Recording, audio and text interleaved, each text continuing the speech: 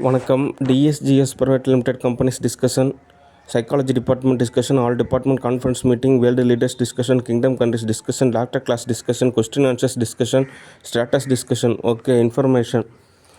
Okay, Dev studio discussion. ஒரு டைரக்டராக நான் சொல்கிறது தெளிவானதான பொறுமை கேட்டுக்குங்க.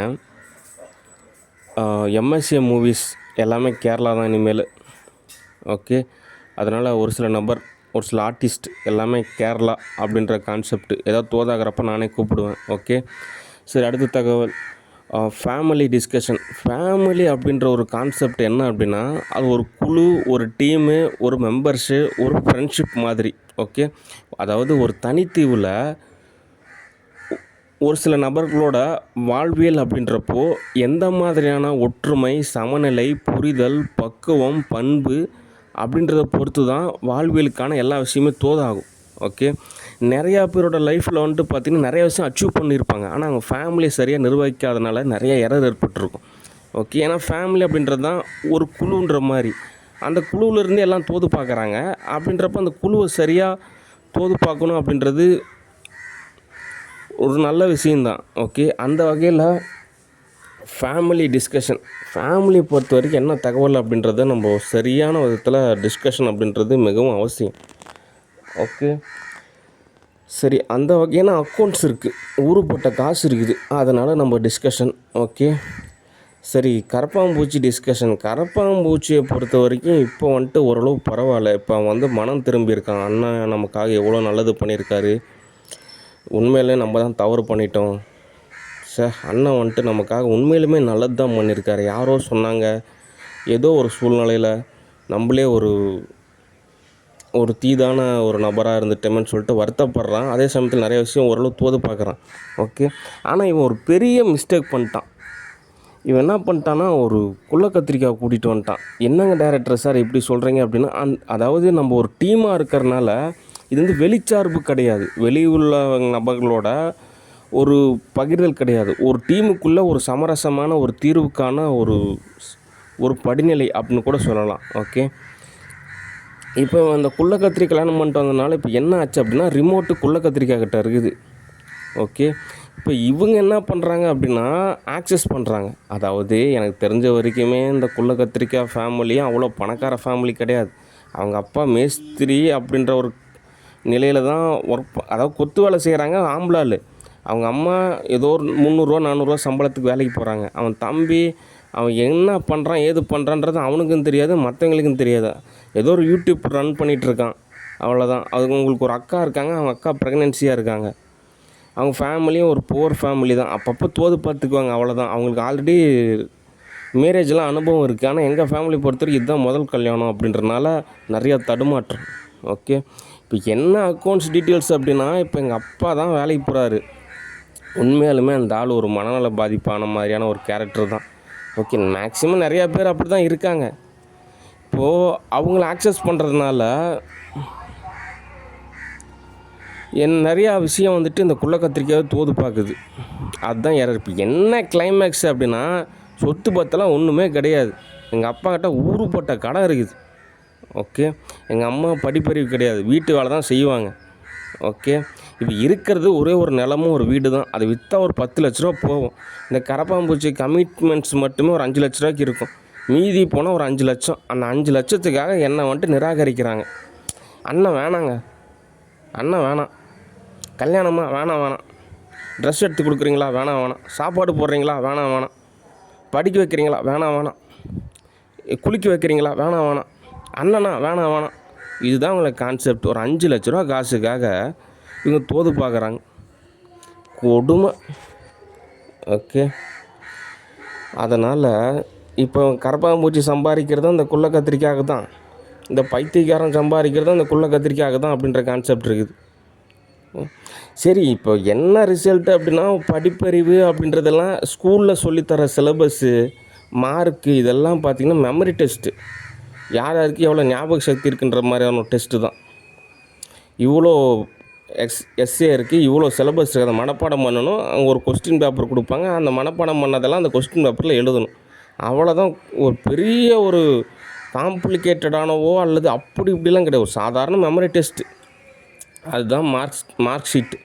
ஓகே, அதை தாண்டி என்ன திறமை இருக்குது, என்ன குவாலிஃபைடு அப்படின்றதான் கான்செப்ட்டு. அதை தாண்டி பார்த்தீங்கன்னா கொல்லை கத்திரிக்காய்க்கு ஒன்றுமே கிடையாது. என்ன சொல்கிறாங்க, சம்பாரிச்சாங்க அப்படி, என்ன போய் சம்பாரிச்சு ஏதோ இடத்துல வந்து கோடி கோடியாக சம்பாரிச்சிட்டாங்க. ஆபத்து காலகட்டத்தில் வந்து அப்படியே வந்துட்டு சரணாகதி ஆகிட்டாங்க. இப்போ அந்த கோடி கோடியாக சம்பாரித்த காசை வச்சு செலவு பண்ணிவிட்டு தோது பார்த்துட்டு இருக்காங்க. அப்படின்னா பரவாயில்ல, அப்படிலாம் கிடையவே கிடையாது. ஏதோ ஒரு சம்பாரித்தாங்க, அவங்க தேவைக்கு பூர்த்தி பண்ணிக்கிட்டாங்க. அந்த ஒரு சில கேஷை வச்சு ஓரளவு தோது பார்த்துக்கிட்டாங்க.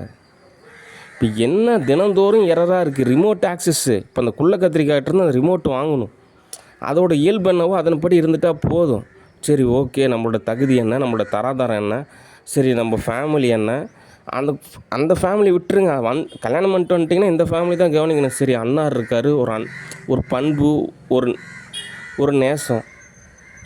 அதே மாதிரி எங்கள் அப்பாங்காரன் பாவம், அவனை மத்தியான டைமில் ரிமோட்டில் ஆக்சஸ் பண்ணிட்டு அவன்கிட்ட பேச வைக்கிறது, குழாவை வைக்கிறது, இதெல்லாம் தேவையில்லாத வேலை. ஒரு மாமனார் மாமியார்கிட்ட எப்படி நடந்துக்கணுமோ அப்படி தான் நடந்துக்கணும். ஓகே, அடுத்து இந்த கரப்பாம்பூச்சி பிடிச்சி சித்திரவதை பண்ணுறது, பாலியல் துன்புறுத்தல், இது பேர்லாம். ஓகே, எதுக்கு இதெல்லாம் தேவையில்லாத வேலை? 3 வேளை சோறு, தங்கறதுக்கு வீடு, இதுக்காக எவ்வளோன்னா தோது பார்க்குறாங்க. அதனால் ஒரு நிரந்தர தீர்வு அப்படின்றது மிகவும் அவசியம். அப்படின்னா நம்ம போகிற பாதையில் இந்த மாதிரி குறுக்கீடெலாம் இருக்கக்கூடாது. ஏன்னா ஒரு டீமுக்குள்ளேயே சண்டை போட்டுட்டு இருந்தோம்னா அது எரராக தான் மாறும். ஏதோ பல லட்சம் கோடி வச்சுருக்கிற மாதிரியும் இவங்களே ஒரு ஏழை தான். சரி, தான் வந்து தஞ்சம் அடைஞ்சிருக்காங்க. சரி, நாங்கள் ஏதோ தோது பார்க்குறம்போது உங்களுக்கு தேவையான வசதியெல்லாம் கிடைக்கும், அப்படிலாம் நினைக்க மாட்டேங்கிறாங்க. சுத்தமான மெண்டல் கேஸுங்களாக இருக்குதுங்க. எங்கள் டைரக்டர் சார், நீங்கள் ரெடி பண்ணலாம்ல, ஆல்ரெடி இப்படி தான் ஒரு கழுதியை ரெடி பண்ணி குட்டிச்சவராக ஆனதான் மிச்சம். இப்போ இன்னொரு மெண்டல் கேஸை ரெடி பண்ணி அது ஏதோ சேட்டை செஞ்சிச்சுன்னு வச்சுங்க, எவ்வளோ பிரச்சனை ஆயிரும். ஏதோ வர்றாங்களா, கொஞ்சம் அமைதியாக இருந்தாங்கன்னா பரவாயில்ல, ரிமோட் எடுத்து ஏதோ அக்செப்ட் பண்ணிட்டு எவ்வளோ பிரச்சனை ஆயிடுச்சு. ஓகே, சரி, ஆசிரமத்துக்கு எவ்வளவோ காசு செலவு பண்ணி போனால் அங்கே ஒரு நல்ல ஜாப் கிடச்சி அந்த ஜாபையும் கேன்சல் பண்ணி விட்டாங்க. உள்ளூரில் ஜாப் கிடைக்கிறது சிரமமாக இருக்குது. எவ்வளோ எரரு, தினந்தோறும் எரரு. அதனால் இந்த எரெல்லாம் சால்வ் பண்ணணும். இப்போ கடைசியாக என்ன தகவல் அப்படின்னா, கரப்பாம்பூச்சி நீங்கள் தான் அந்த குள்ள கத்திரிக்காய் ஆக்சஸ் பண்ணணும். அதுக்கிட்ட இருந்து ரிமோட் வாங்கி நீயே ஆக்சஸபிள் பண்ண, நீ ஏன் அதுக்கிட்ட ரிமோட் கொடுக்குற? நீ சொல்லி புரிய வை, இப்படி தாங்க நடந்துக்கணும், இப்படி தாங்க இருந்துக்கணும். நீங்கள் எத்தனை வருஷம் முக்கினாலும் யதார்த்த சூழ்நிலை என்னவோ அதை புரிஞ்சுக்குங்க அப்படின்றலாம் சொல்லி புரிய வை. ஒரு வேலைக்கு அனுப்பாமல் பரவாயில்லன்னு சொல்லிட்டு ஏதோ எக்ஸாம் படிக்க சொல்லிட்டு சும்மா டைம் பாஸ் பண்ண வைக்கிறான். சரின்னு சொல்லிட்டு அனுசரிச்சுட்டு போகாமல் ஃபேமிலி பிடிச்சி எரர் பண்ணுறது. அந்த பைத்தியக்காரன் ஒரு நாளைக்கு 1000 ரூபா 1500 சம்பாதிப்பான். அதை வாங்குறதுலாம் கடனுக்கே போயிடும். நிம்மதியாக சோறு திங்க முடியாது, தூங்க முடியாது, எதுக்குமே பிரயோஜனம் கிடையாது. அப்படி இருக்கிறப்ப அவன்கிட்ட இருந்து சுரண்டலாம் நினைக்கிறதுன்றது எவ்வளோ கொடுமை. அதனால் இதுக்கு தீர்வு என்ன அப்படின்னா, இந்த கரப்பாம்பூச்சி அவங்ககிட்ட ரிமோட் எடுத்து அவன் நிர்வகித்தானா அவனோட ஓஎஸில் அவனோட சாஃப்ட்வேரில் நிறைய விஷயம் தோதாகும். இல்லை அவன் வந்துட்டு ரிமோட் அந்த குள்ள கத்திரிக்காய்ட்ட தான் கொடுப்பான் அப்படின்னா, நீ பேசாமல் நீ 2ஆம் கல்யாணம் பண்ணிக்க.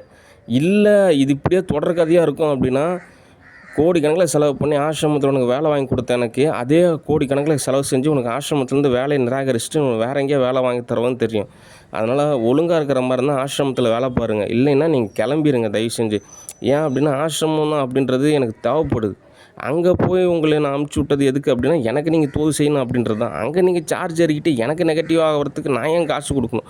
சுத்தமான மெண்டல் கேஸுங்களாக இருக்குது. அதுக்கு என்ன காரணம் அப்படின்னா, ரியாலிட்டி லைஃப் ஸ்டைல் புரியல. அதாவது ரொம்ப வருஷத்துக்கு முன்னாடியே ராபர்ட் கியோஸ்கி அப்படின்ற ஒரு நபர் ஒரு தெளிவான ஒரு விஷயத்த சொல்லியிருக்காரு. அதுக்கு முன்னாடியே அதுதான் ஸ்டேட்டஸ்ஸு. அது என்ன நாகரிகமான முறையில் உங்களுக்கு புரியுற மாதிரி சொல்லணும் அப்படின்னா, employee, self employee, business, investor 4 category தான் இருக்காங்க. இங்கே என்ன தான் போய் முக்குனாலும் ரியாலிட்டி லைஃப்பில் இன்வெஸ்டர் கேட்டகரிக்கு வரதெல்லாம் ரொம்ப சிரமம்.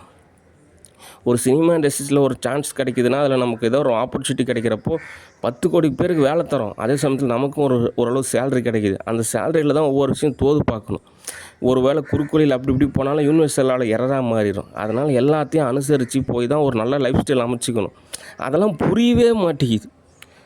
எப்படிங்க காசு வரும்? எவ்வளோ உழைச்சா தான் அதை அந்த மாதிரியான நிலையில் இருந்தால் பரவாயில்ல. அதனால் ஃபேமிலிக்குள்ளே இருக்கக்கூடிய எரர் எல்லாமே சால்வ் பண்ணணும். அப்போ தான் சரியான தீர்வு கிடைக்கும். ஓகே,